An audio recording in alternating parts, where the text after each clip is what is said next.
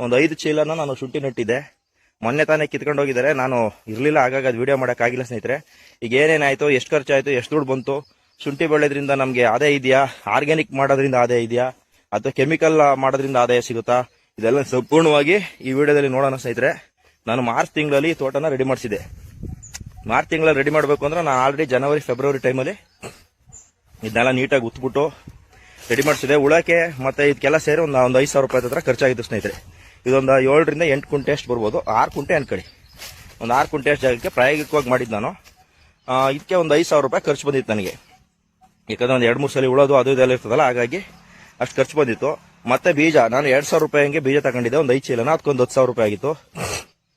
ಮತ್ತೆ ನಡಕ್ಕೆ ಅದು ಇದು ಅಂತೆಲ್ಲ ಒಂದು ನೋಡೋದು, ಮತ್ತೆ ಮಧ್ಯೆ ಮಣ್ಣು ಹಾಕೋದಂತೆ, ಮತ್ತೆ ಕಳೆ ಕೀಳ್ಸೋದು, ಅದೆಲ್ಲ ಸೇರಿ 10,000 ಖರ್ಚಾಗಿತ್ತು. ಅಲ್ಲಿಗೆ ಒಂದು ನಿಮಗೆ ಒಂದು 25, ಇನ್ನೊಂದು 5,000 ಎಕ್ಸ್ಟ್ರಾ ಸೇರಿಸಿ 30.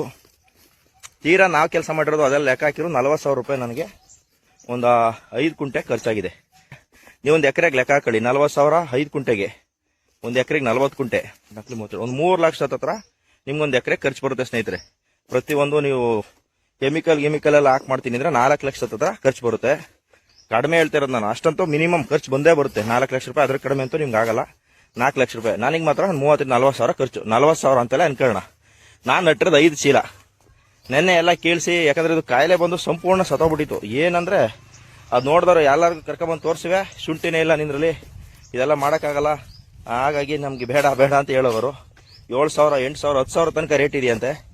ಬಟ್ ನಾನೇನು ಮಾಡಿದೆ, ಇವಾಗ 4,600 ರೂಪಾಯಿಲಿ ಕೊಟ್ಟಿದ್ದೀನಿ ಶುಂಠಿನ. ನೆನ್ನೆ ಕಿತ್ಕೊಂಡು ಹೋಗಿದ್ದಾರೆ.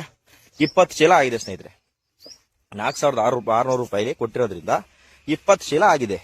ನಾನು ಖರ್ಚು ಮಾಡಿರೋದು 40,000. ಅಲ್ಲಿಗೆ ಒಂದು 92,000 ರೂಪಾಯಿ ಅಮೌಂಟ್ ನನಗೆ ಸಿಕ್ಕಿದೆ. ಅಲ್ಲಿಗೆ ಒಂದು 50,000 ರೂಪಾಯಿ ನನಗೆ ಪ್ರಾಫಿಟ್ ಆಗಿದೆ ಇದರಿಂದ. ನಾನು ಆರ್ಗ್ಯಾನಿಕ್ ಆಗಿ ಮಾಡಿದಿರೋದ್ರಿಂದ. ಅದು ಕೆಮಿಕಲ್ ಹಾಕಿದ್ರೆ ಇನ್ನೊಂದು 5,000 ಜಾಸ್ತಿ ಖರ್ಚಾಗೋದು ಅನ್ಸುತ್ತೆ ಅಷ್ಟೇ. ಇನ್ನೇನು ತೀರಾ ಇದಾಗಲ್ಲ. ಇಲ್ಲ, ಜಾಸ್ತಿನೂ ಆಗುತ್ತೆ. ಕೆಲವೊಬ್ಬರದು ಕಾಯಿಲೆ ಬಂದಾಗ ವಿಪರೀತ ಔಷಧಿಗಳು ಹೊಡೆದು ಇನ್ನೂ ಜಾಸ್ತಿ ಖರ್ಚು ಮಾಡ್ಕೊಂಡಿರೋರು ಇದ್ದಾರೆ. ಅಂದ್ರೆ ನನ್ನ ಇದರಲ್ಲಿ ನನಗೆ ಅಷ್ಟು ಬಂದಿದೆ. ಈ ಕೆಲವ್ರು ಹೇಳ್ತಾರೆ, ನಿನಗೆ ರೇಟ್ ಇರೋದಕ್ಕೆ ಅಷ್ಟು ದುಡ್ಡು ಸಿಕ್ಬಿಟ್ಟಿದೆ, ಇಲ್ಲಾಂದ್ರೆ ನಿಂಗೆ ಲಾಸ್ ಆಗ್ತಿತ್ತು ಅಂತ. ಆಯ್ತಪ್ಪ, ನಂಗೆ 40,000 ಖರ್ಚು ಮಾಡಿದ್ದೀನಿ ಅಲ್ವಾ ಸರ್. ಅಂದ್ರೆ ಈಗ 2,000ದಂಗೆ ಕೊಟ್ಟಿದ್ರು, ನಂಗೆ 40,000 ಸಿಕ್ತಿತ್ತು. ಮಿನಿಮಮ್ 2,000 ಅಂತೂ ಇದೆ ಆಯ್ತಲ್ವ ಸರ್. 2,000ದಂಗೆ ಮಾರಿದ್ರು ನನ್ಗೇನು ಲಾಸ್ ಆಗಲ್ಲ. ಲಾಸ್ ಅಂತೂ ಆಯ್ತಿರಲ್ಲ. ಹಾಗಾಗಿ ಶುಂಠಿ ಏನು ಲಾಸ್ ಆಗಲ್ಲ. ಅಂದ್ರೆ ಯಾವಾಗ ಲಾಸ್ ಆಗುತ್ತೆ ಅದನ್ನೇ ಹೇಳ್ಬಿಡ್ತೀನಿ ನಿಮಗೆ. ನೀವು ಯಾರ್ದೋ ಜಮೀನ ಮಾಡ್ಕೊಂಡಿರ್ತೀರ ವಾರಕ್ಕೆ ಅಂತ ಹೇಳ್ತಾರೆ. ಈಗ ಒಂದು ಜಮೀನಿಗೆ 1 ಲಕ್ಷ, 1 ಎಕರೆಗೆ 1 ಲಕ್ಷ ಗಂಟೆ ದುಡ್ಡು ಕೊಟ್ಟಿರ್ತಾರೆ. ಅವ್ರಿಗೆ ಖಂಡಿತ ಲಾಸ್ ಆಗುತ್ತೆ. ರೇಟ್ ಸಿಕ್ನಿಲ್ಲ ಅಂದ್ರೆ ಕೆಲವೊಂದ್ಸಲಿ 800-900 1000ಕ್ಕೂ ಬಂದ್ಬಿಡುತ್ತೆ. ಆವಾಗ ಲಾಸ್ ಆಗುತ್ತೆ. ಪ್ರತಿಯೊಂದು ಲೇಬರ್ ಕೊಟ್ಟು ಮಾಡಿಸಿದ್ರೆ, ಇವತ್ತೆಲ್ಲ ಕೆಮಿಕಲ್ ವಿಷ ಇದೆಲ್ಲ ತುಂಬಾ ಕಾಸ್ಟ್ಲಿ, ನಿಮ್ಗೆ ಭಯಂಕರ ಕಾಸ್ಟ್ಲಿ ಸ್ನೇಹಿತರೆ. ಇವತ್ತು ಸಕ್ಕ ಜಾಸ್ತಿ ಆಗುತ್ತೆ. ಲೇಬರ್ ಚಾರ್ಜ್ಗಳು ವಿಪರೀತ ಆಗಿದೆ. ಹಾಗಾಗಿ ಲಾಸ್ ಬರುತ್ತೆ. ನೀವ್ ಹಿಂಗೆ 10 ಕುಂಟೆಗೆ, 5 ಕುಂಟೆಗೆ, 20 ಕುಂಟೆಗೆ ನಿಮ್ದೇ ಜಮೀನಿದ್ರೆ ಹಾಕೊಂಡ್ರೆ ನಿಮ್ಗೆ ಖಂಡಿತ ಲಾಸ್ ಬರಲ್ಲ. ನಿಮ್ಗೆ ಯಾವ್ದಾರು ಒಂದು ಒಳ್ಳೆ ರೇಟ್ ಸಿಕ್ಕಿದೆ. ಈ ವರ್ಷ ಸಿಕ್ಕಿದೆ. ಈಗ ಇದ್ರಲ್ಲಿ ಎಲ್ಲ ಹೇಳ್ತಿದ್ರು, ನಂದು ಶೂಟಿಂಗ್ ನಟ್ಟಾಗ ತುಂಬಾ ಚೆನ್ನಾಗಿ ಬಂದಿತ್ತು ಸ್ನೇಹಿತರೆ. ಒಂದು 100 ಚೀಲ ತನಕ ಆಗುತ್ತೆ ನಿಂದು ಅಂತ ಹೇಳ್ತಿದ್ರು.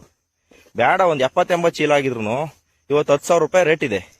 8,000 ಕೊಟ್ಟಿದ್ರು ನಾನು 8 ಲಕ್ಷ ದುಡ್ಡು ಸಿಕ್ಕೋದು. 8 ಲಕ್ಷ ರೂಪಾಯಿ ಯಾವ ದುಡ್ಡಲ್ಲಿ ನಾವು ದುಡಿಯೋಕ್ಕಾಗುತ್ತೆ? 5 ವರ್ಷಕ್ಕೊಂದ್ಸಲಿನೇ ರೇಟ್ ಬರಲಿ. ನಿಮ್ಮ ಹತ್ರ 5 ಕುಂಟೆ 10 ಕುಂಟೆಗೆ ಇಟ್ಕೊಂಡು ವರ್ಷಕ್ಕೊಂದು 100 ಚೀಲ ಶುಂಠಿ ಬೆಳೆಯಂಗೆ ಮಾಡ್ಕೊಂಡ್ರು ನಿಮ್ದೇ ಅದೇ ಬೀಜ ಆಗುತ್ತೆ, ಅದೇ ಪೈಪ್ ಆಗುತ್ತೆ. ಯಾವಾಗ್ಲಾರು ಒಂದು 5 ವರ್ಷಕ್ಕೊಂದ್ಸಲಿ ರೇಟ್ ಸಿಕ್ಕಿದ್ರೆ ನಿಮ್ ಕಷ್ಟಗಳೆಲ್ಲ ತೀರುತ್ತೆ. ಹಾಗಾಗಿ ರೈತರು ಎಲ್ಲರೂ ಸ್ವಲ್ಪ ಒಂದು 10 ಕುಂಟೆಗೆ ನೀವು ಶುಂಠಿನ ಹಾಕೊಳ್ಳಿ.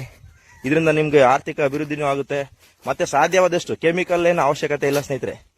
ನಾವೇನ್ ಮಾಡಿದೆ, ಸ್ವಲ್ಪ ಕುರಿ ಗೊಬ್ಬರ, ಮತ್ತೆ ಕೋಳಿ ಗೊಬ್ಬರ, ಮತ್ತೆ ಹಸುದು ಗೊಬ್ಬರ ಇವನ್ನ ಮಿಕ್ಸ್ ಮಾಡ್ಕೊಂಡು ಹಾಕಿದೆ. ಹಸು ಗೊಬ್ಬರ ಹಾಕೋಣ ಅನ್ಬಿಟ್ಟು ಒಡ್ಸಿದೆ. ಬಟ್ ನಮ್ಮ ಬ್ರದರ್ ಹಸು ಗೊಬ್ಬರ ಹಾಕಿದ್ರೆ ಹುಳ ಬೀಳುತ್ತೆ ಕೆಳಗಡೆ, ಕಾಂಡ ಎಲ್ಲ ತಿನ್ನೋ ಹುಳ ಬೀಳುತ್ತೆ, ಹಾಕ್ಬೇಡ ಅಂತ ಹೇಳಿದ್ರು. ಹಾಗಾಗಿ ಸ್ವಲ್ಪ ಮಾತ್ರ ಹಾಕಿದೆ. ನಾನೇನು ಹಾಕಿಲ್ಲ ಅಂತಾನೆ ಭಾವಿಸ್ಬಿಡಿ.